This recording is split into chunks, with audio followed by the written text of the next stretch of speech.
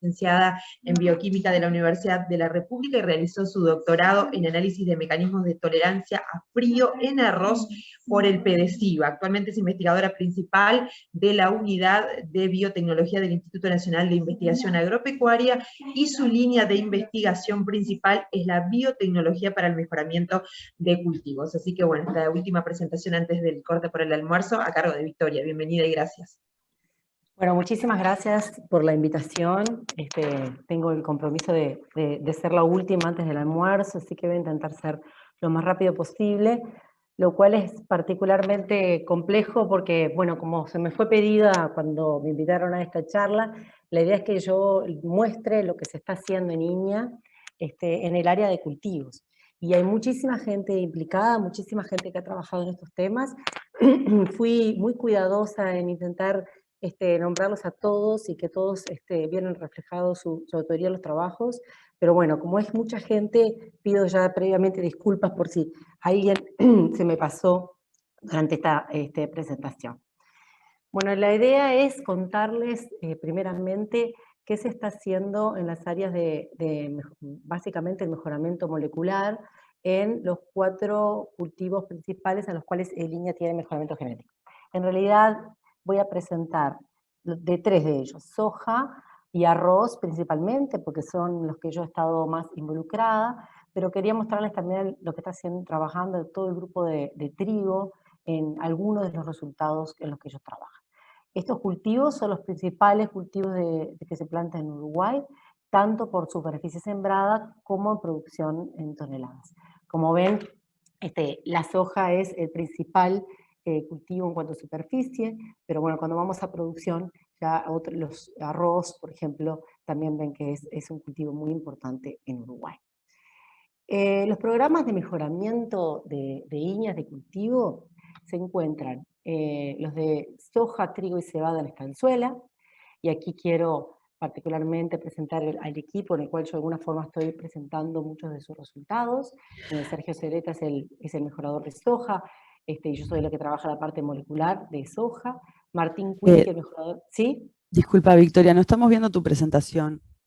Ah, perdón. Pensé que estabas haciendo una introducción o algo. No, estoy mostrándola. Perdón. Ahora sí. ¿Ahora la ven? Sí. A ver, pantalla completa. A ver si se ve. Ahora un poquito porque no me permite. Voy a ir acá. Les pido disculpas. Está por acá, ¿no? Si no, abajo a la derecha, al lado del Zoom, tenés el de poner en pantalla completa. No, un poquito más hacia el otro lado. Lo que pasa es que no puedo acceder. Espera un poquito. Espera un segundo. Pido disculpas.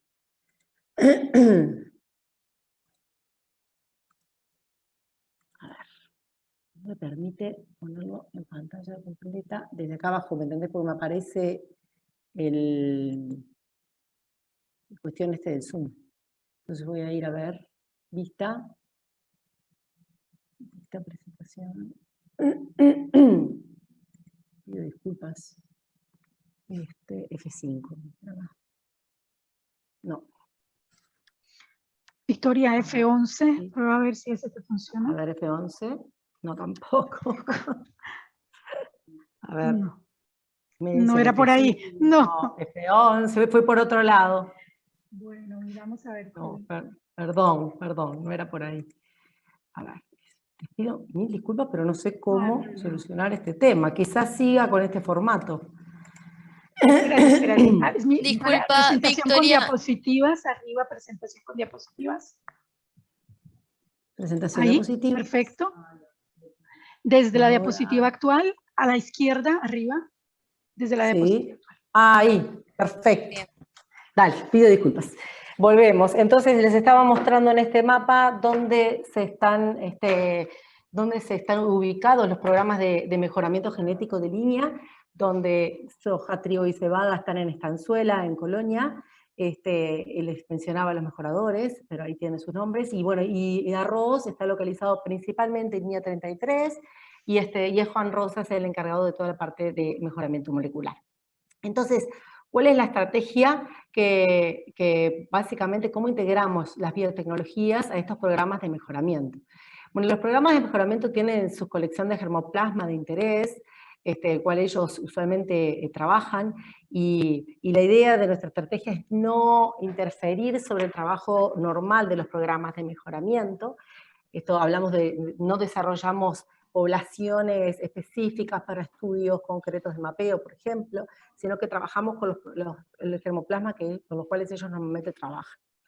Estos programas tienen su fenotipo de interés, que como siempre es rendimiento para todos ellos, resistencia a enfermedades, se repiten mucho, tolerancia a sequía, particularmente importante de soja, y, aspectos de calidad de grano.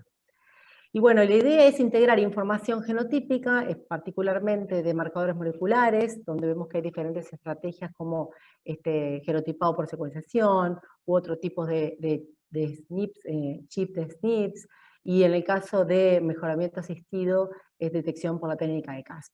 Entonces, mediante la integración de la información fenotípica y genotípica, específicamente por técnicas de mapeo genético, identificamos QTLs o SNPs, o en algunos casos genes candidatos, cuya información va a ser integrada a los programas de mejoramiento genético mediante mejoramiento asistido.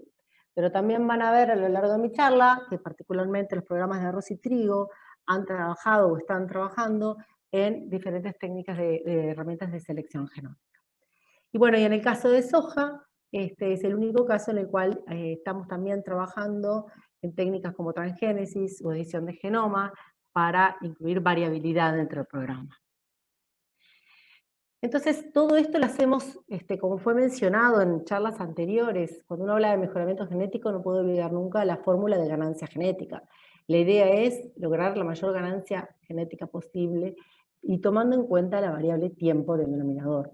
Esto lo mencionó hoy Ben, creo, en la primera charla, y de hecho el largo del ciclo es una de las variables más importantes, es decir, disminuir el largo del ciclo, aumentar las generaciones por año, que influyen sobre la varianza, sobre la ganancia genética. De hecho, nosotros hicimos una publicación reciente donde evaluamos el impacto económico, particularmente de línea, con números reales de línea, y vimos que la variable de largo del ciclo es una de las que más afecta, digamos, la ganancia genética, tomando en cuenta también temas económicos.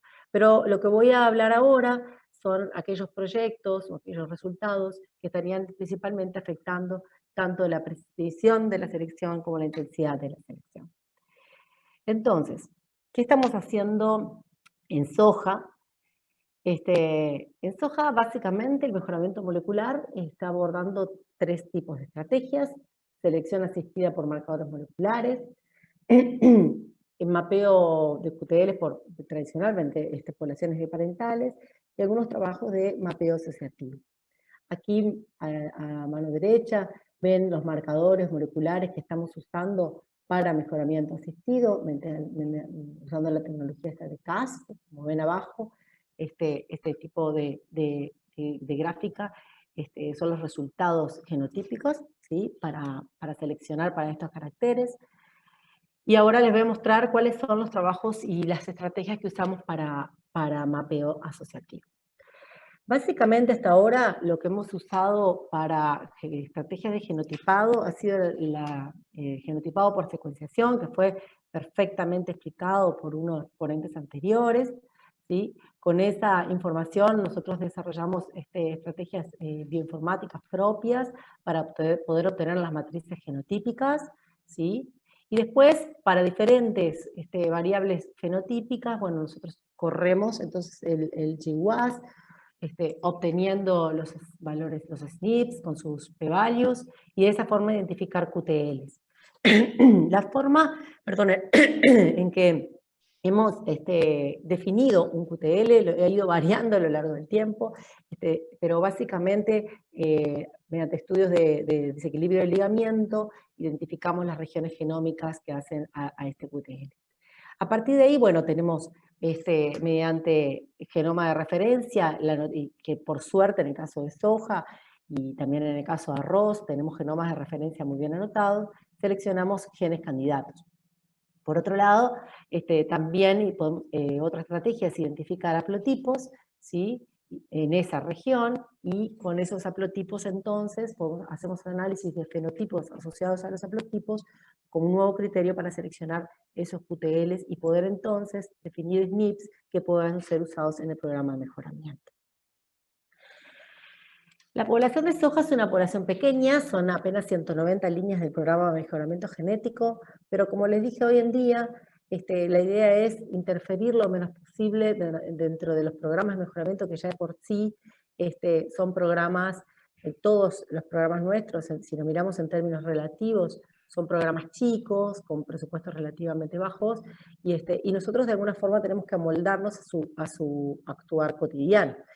Igualmente, esta población de mejoramiento fue fenotipada por GBS, obteniendo una cobertura de todos los cromosomas, más o menos luego de filtrado son unos 3.600 SNPs, y luego esta población, como les voy a mostrar ahora, fue fenotipada en el caso de las variables de campo durante 2 años. Una cosa que es muy importante es que, como ustedes saben, o no, la soja se clasifican las variedades de acuerdo a sus grupos de madurez, es decir, a su largo del ciclo. Y nosotros teníamos miedo que la estructura genética de alguna forma estuviera vinculada con la estructura que tiene el programa en cuanto a los largos del ciclo. Pero vemos por el PCA que muestro ahí que en realidad no hay una asociación clara entre la estructura genética y el grupo de madurez. Estos son algunos de básicamente los traits para los cuales nosotros estamos haciendo diferentes trabajos de GWAS, pero solo voy a mencionar algunos resultados de algunos de ellos. Básicamente, como les decía, cuando mapeamos el grupo de madurez, tuvimos un QTL bastante interesante, y donde dentro de esa región del QTL encontramos el gen E1. De hecho, ya se sabe que los grupos de madurez, hay algunos genes que están aportando a lo largo del ciclo, y bueno, adentro de ese QTL encontramos el gen E1 como que el principal gen que estaría determinando, influyendo sobre el largo del ciclo de nuestros materiales de soja. Otra variable que es muy importante para el programa de mejoramiento es el contenido de proteína en grano. ¿Por qué? Porque como muestran acá las gráficas esto es un paper, tenía la review ahí, después lo arreglo, pero básicamente a medida que la soja ha ido siendo mejorada con el único objetivo de aumentar su rendimiento, el contenido de proteína total en grano ha disminuido, y es un efecto del propio mejoramiento. Y eso hoy en día se ha alcanzado a niveles bastante bajos de contenido de proteína, lo cual ahora empezó a ser un problema también. Entonces este trabajo es un trabajo de maestría de Mariana Menoni, que ahora después hizo traspaso al doctorado, pero básicamente Mariana tuvo que ajustar los métodos de cuantificación de proteína en grano para hacer que sea posible una cuantificación masiva de un gran número de materiales, ¿sí?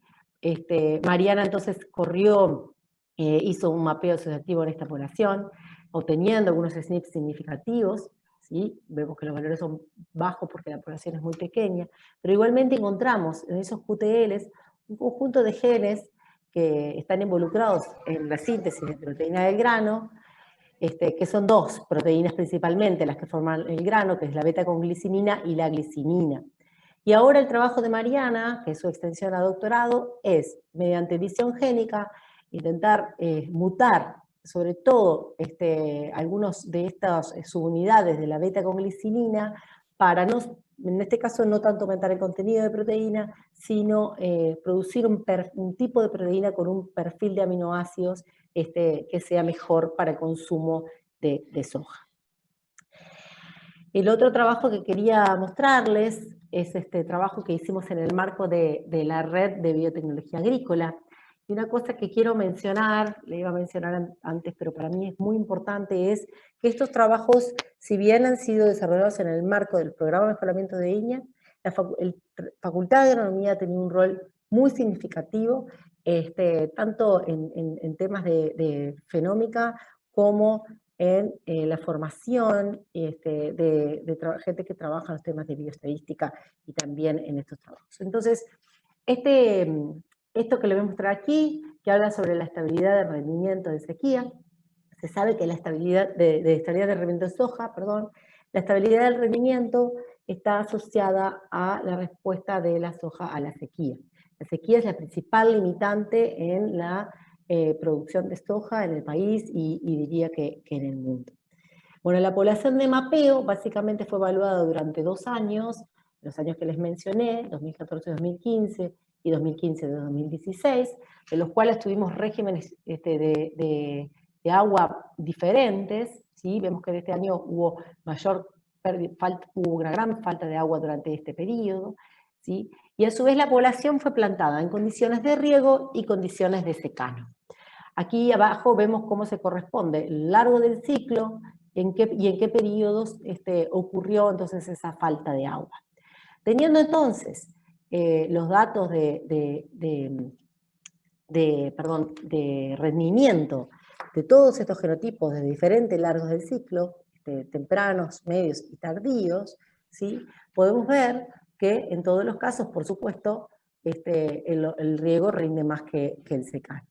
Pero, dependiendo del ciclo, el índice del estrés en secano es diferente. Como ven, los de ciclo corto estuvieron más estresados el segundo año, mientras que los de ciclo medio y ciclo largo estuvieron más estresados el primer año.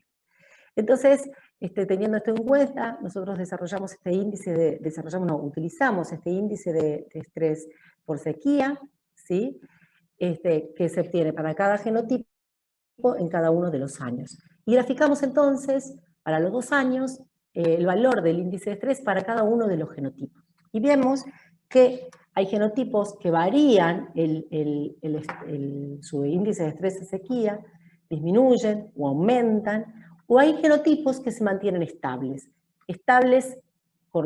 mejores con respecto a toda la población, o estables peores con respecto a toda la población. ¿Sí? Y esto es para los 3 largos del ciclo. Lo que hicimos fue mapear esta pendiente para ver si tomamos la pendiente como un indicador de la estabilidad del rendimiento. El mapeo nos dio, si bien, como les mencionaba, SNPs significativos, no fueron, de acuerdo a lo que esperábamos, muy altos. Pero creo que de este trabajo fue muy interesante la formación de estos 4 grupos de genotipos con diferentes comportamientos de acuerdo a su respuesta a la sequía. Y otra cosa es que pudimos relacionar este trabajo con otro trabajo que está liderado fue liderado por Omar Borzani, es parte del trabajo del doctorado de Esteban Casareto, donde ellos, también en el marco de la red, desarrollaron una metodología de genotipado por respuesta a sequía, evaluando el consumo de agua en condiciones controladas. Básicamente se iba pesando y se iba viendo cómo las plantas consumían más o consumían menos. A partir de este modelo matemático, desarrollaron muchas variables, pero esta que ven acá abajo, no sé si se ve bien, pero es el tiempo en que demoran en consumir el agua, y encontraron 3 grupos: aquellos consumidores rápidos, consumidores medios y consumidores lentos. ¿Sí? Para este caso sí obtuvimos algunas regiones genómicas asociadas a ellos, pero interesantemente, en este análisis que vemos acá, coinciden los diferentes grupos de consumidores se asocian con los diferentes grupos de estabilidad del rendimiento. Este es un trabajo que recién comenzamos, sin duda vamos a tener que seguir profundizando en esto, ya que es fundamental, o ideal es poder tener una herramienta de evaluación de la respuesta a sequía en condiciones de cámara que pudiera ser extrapolable a las condiciones de campo. En realidad es algo que recién empezamos a trabajar. Bueno, eso es un poquito lo que estamos trabajando en soja. Ahora les voy a contar algunos de los trabajos que se hicieron en arroz, donde básicamente se trabaja de vuelta en selección asistida por marcadores. Hay algunos trabajos de mapeo asociativo, pero también se han comenzado recientemente algunos trabajos de selección genómica. Como les mencioné primeramente, estos trabajos son principalmente liderados por Juan Rosas. En el caso del arroz, los genotipos de interés en los cuales trabajamos con mapeo han sido calidad física del grano. La calidad física del grano son grano entero, rendimiento molinado, yesado, resistencia a algunas enfermedades, contenido del cel con grano, altura de planta, largo del ciclo y eficiencia del uso de la luz. Voy a hablar solamente de algunos de los resultados de estos, no de todos, por el tiempo. Esta población es una población más grande, fueron 630 líneas elite del programa de mejora, en las cuales se clasifican casi mitad y mitad en las dos subespecies que más se plantan en el país. ¿Sí? Obtuvimos una matriz de más de 130.000 SNPs, y cuando vimos cómo era la estructura de esta población, vimos que la estructura es tan fuerte y los grupos están tan separados, los índicas y los japónicas, que en realidad debiéramos de trabajar como que fueran dos poblaciones, y así fue que lo hicimos. Este trabajo de calidad física del grano fue liderado cuando Lucía Gutiérrez estaba trabajando en Facultad de Agronomía, y fue un apoyo sin duda fundamental para todo este desarrollo.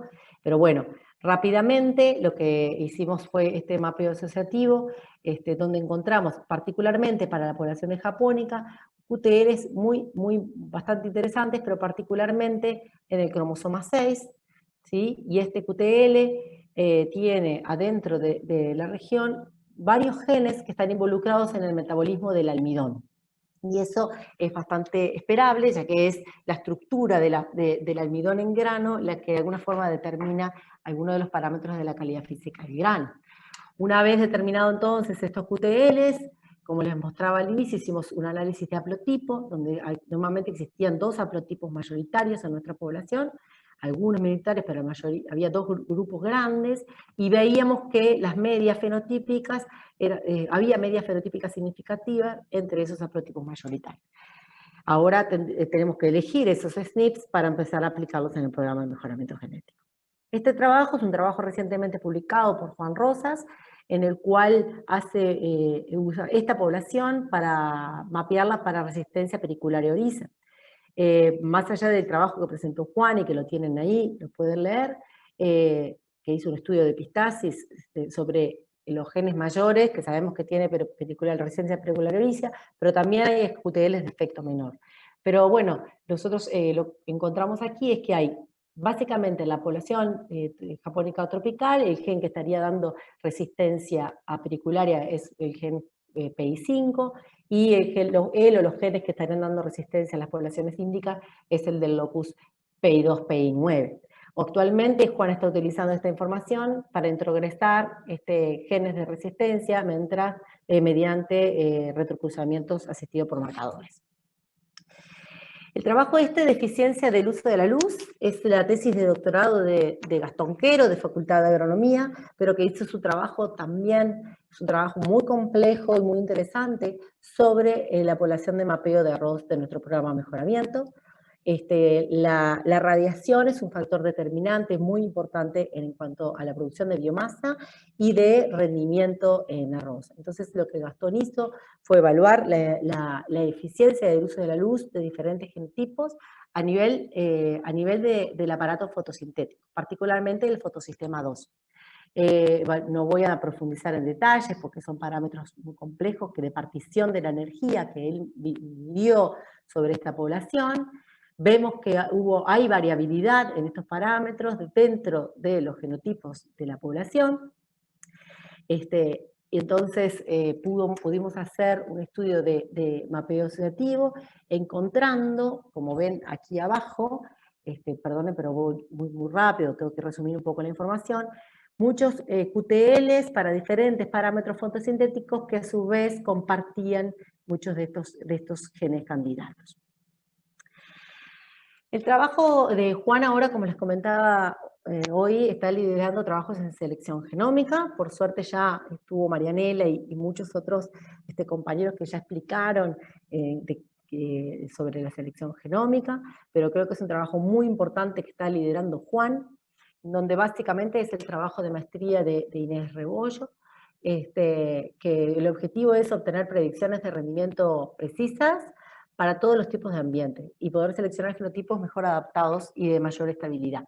El tema es que en los ambientes de alta radiación y temperatura adecuada, las predicciones genómicas son bastante precisas, pero cuando en otros ambientes de menor radiación y de baja temperatura ya la precisión no es tal. Entonces, Juan, básicamente la estrategia que está usando es usando información fenotípica desde el año 1997 hasta la fecha, es decir, de muchos años, para poder entonces aumentar la precisión de la selección. Esto involucró un trabajo muy importante de unificar bases de datos del programa de mejoramiento histórico. Pongo especial énfasis en esto, que es una tarea bastante engorrosa y muy importante que están llevando a cabo. Bueno, el tema, como les decía, el trigo, si bien yo recién estoy comenzando a trabajar en este grupo, en lo que involucra la selección asistida por marcadores moleculares, y ahí les menciono los marcadores que estamos usando, yo no voy a contarles o mostrarles muy rápidamente lo que este grupo ha trabajado hasta ahora en diferentes trabajos de mapeo de poblaciones biparentales, mapeo asociativo y selección genómica. Le agradezco mucho a Martín Quinque que me posibilitó toda esta información. Los fenotipos de interés en trigo son los mencionados aquí: rendimiento, calidad de grano, vuelco, desgrane, brotado de espiga y resistencia a enfermedades. Hay muchos trabajos en los cuales Paula Silva ha sido la que ha liderado este tipo de trabajo con fitopatólogas de la estanzuela, básicamente para encontrar regiones genómicas vinculadas a resistencia a roya de la hoja, fusariosis y fusariosis de la espiga. También Bettina Lado trabajó en algunos estudios de mapeo asociativo para encontrar resistencia a roya de la hoja y rendimiento, y también Paula Chihuas para resistencia de roya de la hoja. No me voy a detener en estos trabajos, pero los quería mencionar porque creo que es muy importante. Y luego las tesis de doctorado de Bettina Lado y de Inés Eberro, dirigidas por Lucía Gutiérrez, que han trabajado mucho en selección genómica en trigo, ¿sí? Donde básicamente lo que se está intentando hacer ahora es seleccionar los mejores cruzamientos y para poder descartar líneas y poder acelerar entonces aumentar la precisión en el programa de mejoramiento de trigo. Muy rápido porque creo que ya estoy pasada de tiempo. Y por último, no quería dejar de mencionar, en realidad por eso le puse el título Mejoramiento y Manejo, el trabajo que está llevando a cabo un grupo de línea también, que trabaja en estudios de microbiomas de suelos agrícolas, ¿sí? Donde básicamente estudian mediante herramientas de metagenómica y secuenciación de ARN 16S, hacen análisis de diversidad de microbioma, y lo que estudian entonces son cómo diferentes manejos estarían afectando la diversidad de los microorganismos del suelo, a nivel rizosférico o no. Entonces aquí es un ejemplo que particularmente es de remolacha, pero hoy en día se están llevando otros trabajos en soja, liderados por Silvia Garaycochea, en donde vemos entonces cómo, utilizando herramientas genómicas, podemos, y considerando por supuesto la salud y la diversidad del suelo, también contribuir a herramientas de manejo de cultivo. Aquí tienen los proyectos que este grupo está trabajando en este momento, y como ven aquí les mencionaba este último, que estaba principalmente trabajando con suelos de cultivos de soja. Bueno, esta es la cantidad de gente que, de vuelta, espero no olvidarme, que ha estado involucrada o está involucrada en estudios de genómica aplicadas en cultivos, que van desde los mejoradores, gente de diferentes áreas de línea, ¿sí? También muchos estudiantes de posgrado y un gran número de investigadores de otras instituciones que han contribuido o están contribuyendo a poder llevar adelante estos trabajos. Bueno, muchas gracias y pido disculpas por el problema inicial que tuve. ¿Hola? ¿Hola? Hola, sí, no, hola, aquí. Pensé que le había hablado a la nada. No. Muchas gracias, Victoria, por tu presentación muy interesante. A ver, no sé si tenemos alguna pregunta, pero bueno, reiteramos que las preguntas que surjan serán enviadas a los investigadores. No, por el momento ninguna pregunta. Con hambre. Sí. Muchísimas gracias, Victoria. Gracias a ustedes. El público sigue expectante, no vemos todavía preguntas. Demos un segundito más por si acaso están escribiendo las preguntas en la cajita de preguntas y respuestas. Mientras tanto, les recuerdo que nos vamos a almorzar y regresaremos a las 13:30. Todos aquellos que dijeron estar interesados en inscribirse a la sesión 3, que es la sesión primero de unas charlas y luego de un trabajo de mesa redonda, de un trabajo interactivo. No todos los que se inscribieron al encuentro estaban interesados en esta parte y solo aquellos que se inscribieron recibieron el link correspondiente. Así que seguimos esperando si acaso alguien... bueno, ya tenemos una pregunta por aquí, Victoria. La pregunta es de Andrea Peña. Dice, Victoria, muy linda presentación. Quisiera saber qué dificultades tuvieron con el pequeño tamaño de muestra en soja. Bueno, creo que esa es la principal dificultad a la hora de encontrar asociaciones y p-valores bastante significativos. De hecho, como viste, ahí no, ha sido la principal limitante que hemos tenido para encontrar regiones genómicas asociadas a los caracteres que evaluamos. La única que tuvimos valores significativos realmente interesantes fue en el grupo de madurez, pero bueno, sin duda ha sido y es un problema interesante. Igualmente la población nos permitió desarrollar otras herramientas más vinculadas al fenotipado que al mapeo. Pero sí, sin duda es una limitante muy grande. No recomiendo una población tan pequeña.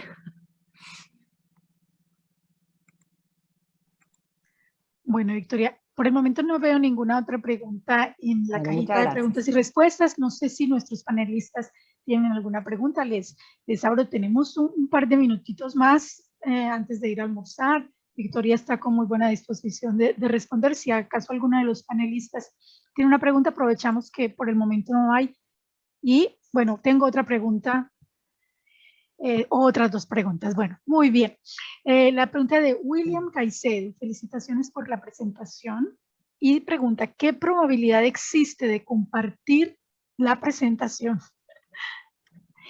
William, yo le respondo una cosa, William. Sí. La presentación quedó grabada. No solamente la compartimos ya en vivo por Facebook, donde queda grabada, sino que también la compartiremos en el canal de YouTube de la plataforma agrogenómica. Entonces, ahí vas a tener toda la presentación y la explicación de Victoria. Ahora sí una pregunta. Hola, doctora Victoria, ¿qué porcentaje es recomendado manejar en el índice de estrés con respecto a la producción de soya? Pregunta Carlos Zambrano. El tema es... El índice de estrés es desarrollado para esta población en particular, ¿cierto? Porque se desarrolla de un fenotipo respecto a una población. No es un valor absoluto, que yo pueda decirte un valor de menor a 0,5 es bueno y mayor a 0,5 es malo. Si no podemos determinar un valor absoluto para clasificar a un genotipo individual, sino hay que hacerlo en referencia a una población. En nuestro caso tomamos el valor de 0,5 como límite, pero es un valor totalmente arbitrario. Sirve este índice para poder comparar genotipos entre sí, no tanto para seleccionar de manera absoluta. Bien. Victoria, el doctor José Crosa tiene una pregunta, está levantando la mano. Sí, gracias. Muy buena presentación, Victoria. Yo te quería hacer una pregunta, ya que tienes, que ustedes están con 3 cultivos. ¿Alguna vez se han planteado el uso de índice de selección? Yo sé que es un tema que los mejoradores lo tienen en la cabeza. Ellos te dicen, no, mi índice está acá, ¿no? ¿Índice de selección para qué, decís tú? Índice de selección para seleccionar los mejores padres cuando tenés muchos caracteres, ¿no? No que yo sepa, todavía no ha habido un planteo para generar índices de selección. Y sobre todo cuando estamos hablando de genómica, ¿no? Sí. El índice de selección para los mejoradores vegetales no es muy atractivo. No. Para los animales, sí, pero con genómica hay que pensar en eso. Lo que pasa es que es una limitante, la genómica en el término, en vegetales, como dijo Marianela, tiene limitantes de costos muy importantes para nosotros. Sí. ¿De los marcadores? ¿Se refiere a los marcadores? ¿Sí? Sí, claro. Sí, porque estamos hablando de poblaciones muy, muy grandes y costos anuales que hace que sea bastante difícil su implementación rutinaria. Ajá. En un animal, tal vez que $30 no es nada. Ahora, una línea de... Sí, pero ahora hay marcadores más baratos, ¿no? Claro, pero lo multiplicás por 10.000 y cualquier cosa te es muy cara para nuestro presupuesto, ¿no? Claro, Sí, claro. perdón que me, perdón que me intromezca, pero que pasa eso, que sí, que para el rutinario no dan las cuentas. Entonces, por ejemplo, yo siempre tengo esa discusión con el mejorador, que yo siempre uno lee y siempre primero baja el costo del genotipado. Y siempre me dice, Marianela, no. Porque, claro, para uno, o de repente comparado con otras tecnologías, o es verdad que sí, que ha bajado, que a veces es más barato, pero comparado con los costos del mejorador, no, capaz que va en empresas, es distinto, se manejan distinto, mismo las empresas forestales de Uruguay, y bueno, de hecho el chip de eucalipto fue armado en un consorcio de empresas, entonces básicamente ellos tienen hasta acceso a menor costo, pero para uno que queda como por fuera, sigue siendo caro. Capaz que para el CIMIT no, porque manejan... Claro, depende en dónde vas a hacer el genotipiado, ¿no? Claro. Si lo haces, ¿a qué nivel? Claro, digo, en una F2, ahí vas a tener cientos de miles de individuos, ¿no? Claro, exacto. Y ahí es difícil, ¿no? Ahí nadie te hace. Ustedes tienen pedigrí también, ¿verdad? Usan bastante el pedigrí, la genealogía de los... yo escuché... Sí, en el caso de las hojas es muy limitado, pues es un programa nuevo donde no teníamos información previa de pedigrí. Entonces ahí, Claro. como es un programa nuevo, tenemos muy poca información. En los otros programas sí. Sí, en trigo sí tenés, ¿no? Sí, claro. Sí, en trigo tienen. No, sí, está bien, el costo de los marcadores sí, pero también depende de en qué generación lo haces, ¿no? Sí, claro, por supuesto. Sí. Gracias. Gracias a ti. Bueno, de nuevo muchas gracias, Victoria, y a todos los asistentes. Vamos a hacer la pausa para el almuerzo y con quienes regresan nos vemos a las 13:30 y los demás esperen sus certificados muy pronto y alguna otra comunicación que van a recibir de la plataforma agrogenómica. Ha sido un placer tenerlos. Muchas gracias. Gracias.